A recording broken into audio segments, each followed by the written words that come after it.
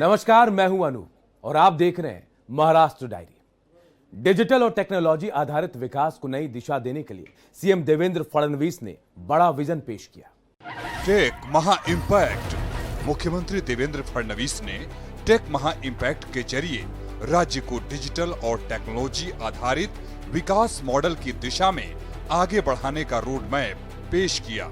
Take महा impact में technology, digital governance, cyber security, शिक्षा, स्वास्थ्य और एआई जैसे अहम क्षेत्रों में कई बड़ी संस्थाओं के साथ करार किया गया। इस मौके पर डिप्टी सीएम सुनेत्रा पवार भी मौजूद थीं। इसका मकसद डिजिटल गवर्नेंस को मजबूत करना, युवाओं को स्किल डेवलपमेंट से जोड़ना, महिला सशक्तिकरण को गति देने के साथ सामाजिक प्रभाव वाले टेक्नोलॉजी आधारित मॉडल तैयार करना है। नॉलेज साझेदारी, पायलट प्रोजेक्ट्स, रिसर्च, ट्रेनिंग और जनहित से जुड़े टेक्नोलॉजी को बड़े स्तर पर लागू करने पर फडणवीस सरकार का फोकस है।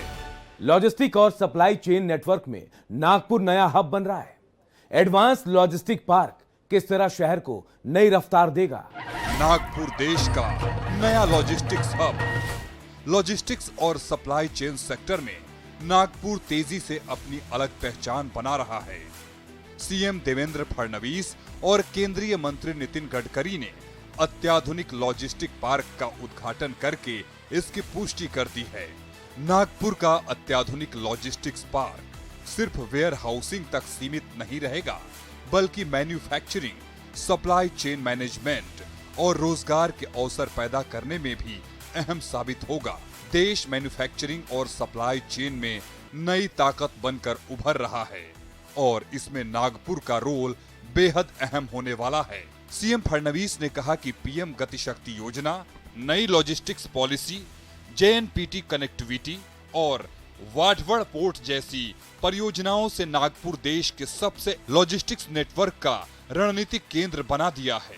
एक और मुंबई और दूसरी ओर नागपुर, ये दो सेंटर ऐसे हैं कि जो निश्चित रूप से बहुत अहम भूमिका निभा सकते हैं और उसके चलते हम लोगों ने इस मेगा लॉजिस्टिक पॉलिसी में नागपुर को भी एक बहुत ही महत्वपूर्ण जगह इस पॉलिसी के माध्यम से दी है।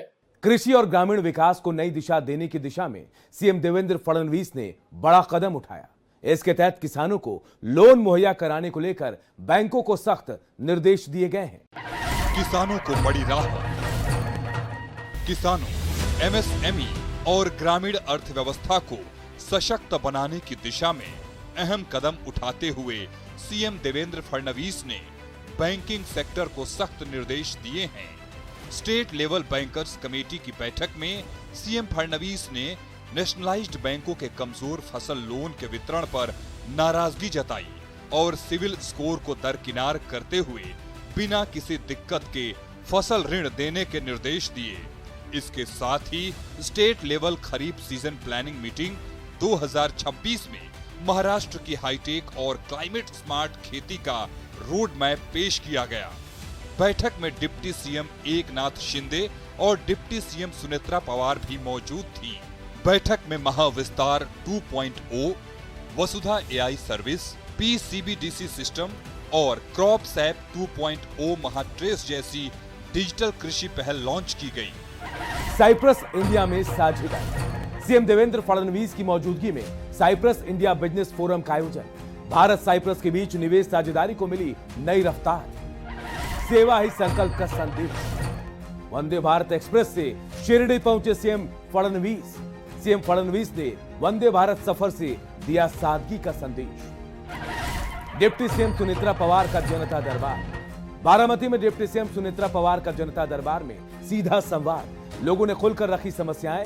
डिप्टी सीएम सुनेत्रा पवार ने निपटारे का दिया भरोसा। हाईटेक स्किल सेंटर का शुभारंभ। डिप्टी सीएम एकनाथ शिंदे ने किया ले grand institute for training and education centre का उद्घाटन। हर साल 1000 से ज्यादा युवाओं को मिलेगा प्रशिक्षण। मुंबई टेक वीक लोगों का अनावरण। सीएम फडणवीस ने किया मुंबई टेक वीक 2026 के लोगों का अनावरण। मुंबई में टेक्नोलॉजी और स्टार्टअप सेक्टर को नई उड़ान।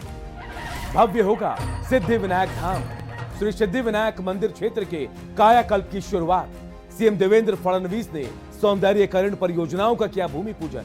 डिप्टी सीएम एकनाथ शिंदे भी थे मौजूद। महाराष्ट्र डायरी में आज के लिए इतना ही। बाकी की खबरों के लिए देखते रहिए भारत एक्सप्रेस।